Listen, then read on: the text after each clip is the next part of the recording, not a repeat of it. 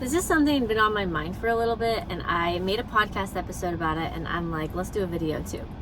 So this is about what is the subject of your entertainment, and do you want to choose to continue connecting with other people about somebody else's shortcomings, faults, mistakes they made, aka gossiping.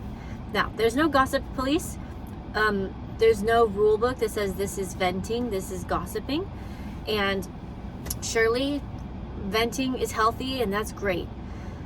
And how often, let's just be honest with ourselves, how often is it rationalized and justified to literally make the focus of your conversation, your entertainment, be talking about something farther than it needs to be talked about for your own entertainment? Because it's so addicting. This is the thing. It's addicting to the human mind for some reason, for everyone to get together, band together and say, yeah, that's so weird that person did that. Yeah, that's so weird. Why'd they do that? Oh, this person, you want to hear what they did to me? That's just so low. There's so much other better things to be talking about, to be doing with your time. And here's the message I want to share. I have a main point and then I have a sub point, okay? So I'm going to tell the sub point first, because that's just how I'm seeing it. The sub point of this gossiping thought that you're invited to try on for yourself is the other person, right? Like, okay, don't talk bad about the other person. Don't spend your time like telling stories about them, because maybe they were doing the best they could. They probably were. In fact, I would like you to consider this. Have you ever been less than your patient self? Have you less than your best self, not being patient? Have you ever been so overwhelmed and you just had a crazy week and some things were going on with your family and all sorts of stuff, and then with a group of people you said something or you did something that you actually wish you didn't, and maybe you beat yourself up about it? So what if that thing that you said or did, other people also, you know, they kind of recognize, oh, that was not that cool, or that was weird, or whatever it was, and then they make that thing that you said or did or didn't do the subject of their entertainment for the next hour? That's not cool. That's not kind. That's not loving. And nobody's giving any mercy to anybody. And also, doesn't that group have anything better to talk about? So that's like one thing. Is like, sometimes we're just complaining about someone and we don't even know what they're going through. So there's one element of like giving someone the benefit of the doubt, okay? Then there's the second element of that. There's a bunch of people together, and when they talk about somebody for on and on and on, or about an event, like, you know what I mean, when it's just like adding on, like the adding on where like this is the entertainment. Okay, how does that feel? And maybe you're gonna say, it's fun. Yes, it is fun. There's a lot of things that are fun that are not the best for our hearts and minds and soul. That are temporarily fun. It's fun. If it wasn't fun, it would be easy to not do. But beyond that, a level deeper, it's actually not feeling good. It's actually not raising on the scale of emotions, where it's like we're going higher and higher into like joy and love and all this stuff. That's not bringing you any higher on that scale. It's actually pretty like a part of you knows that it's like not that good, but we just continue to shove it down and justify like, oh, like this is fun, like it's okay because you're getting attention off it. People are feeding off of it. And the other person, meanwhile, they might just be living their best life. They might just be diving in a swimming pool. So you may not be affecting them, or you may be, but you're affecting yourself, and you're affecting the vibration of everyone else in that conversation and in that room. When everyone in that conversation has free will, has choices, and like the amount of other options available that would change how everyone is feeling is crazy.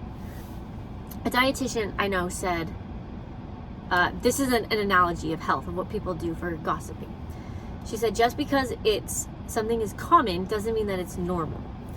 So people do that with like everyone gets 4 hours of sleep a night and they feel horrible all day. So this is just what it is to be a human. No, it's not. It's not. That's common. It's not normal. The body can have energy all day without having an energy crash in the afternoon. It actually can. But sometimes we don't even try because you just judging your what you can be based on like the peers who happen to be around you, potentially.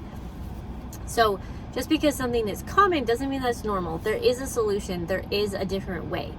So you got to trust that knowing. So going back to this, just because it's common doesn't mean that it's normal, doesn't mean that it's the only option, and doesn't mean that there actually is any box except for the box that you've been shown by how we've been conducted. It's not anyone's fault. We've learned to have connections by gossiping. We have learned it from past generations, from other people our age.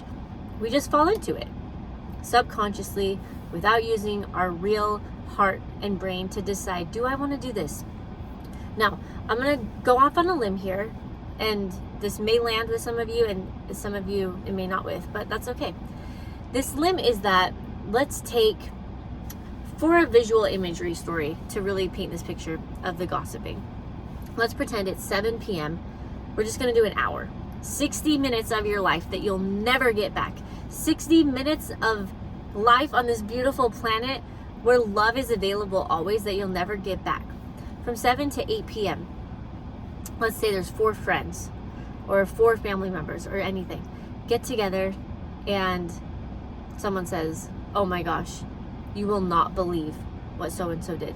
They did this and then they actually said this. Oh my gosh, why is that person like that? Then this person says, oh, okay, I have a story about them too. Oh my gosh, like just on and on, painting this character of this person. And every time someone shares something, like they're so this, and I just don't get this. Plus, and then everyone's believing it and feeding into it. So 7 to 8 p.m., that hour goes by. You thought that this gossiping message was about the other person. It's not. It's about from 7 to 8 p.m. You just used the precious time of your life to feel what? To feel like a little bit of like fun and connecting. Do you know how many other ways there are to connect and feel real connection and real love that are not at all that do not at all involve talking negatively about someone's character? It doesn't do anything good to society, to you, or to them. Because your heart's not raising and growing in love, you're part of society. Everyone's going to go out there not feeling all that great. From 7 to 8 p.m., just off the top of my head, let's just say y'all are, I know this is the part where I'm going to go off on a limb, and because you're going to say, yeah, but we would never do that. That's weird. And that's why I said just because something's common doesn't mean that it's normal. Okay? It could be normal to just go out and do service projects with your friends. What if you were all like, oh, this person had a really tough day at work. Oh my gosh, we should bring them dinner. Or the direct opposite of gossiping, let's get together and talk about what we love about these people. The reason why I say that is you would feel better. That person would have no idea you're talking good about them, but you would feel better, and everyone in the room would feel better. Then you would go out and say more good things.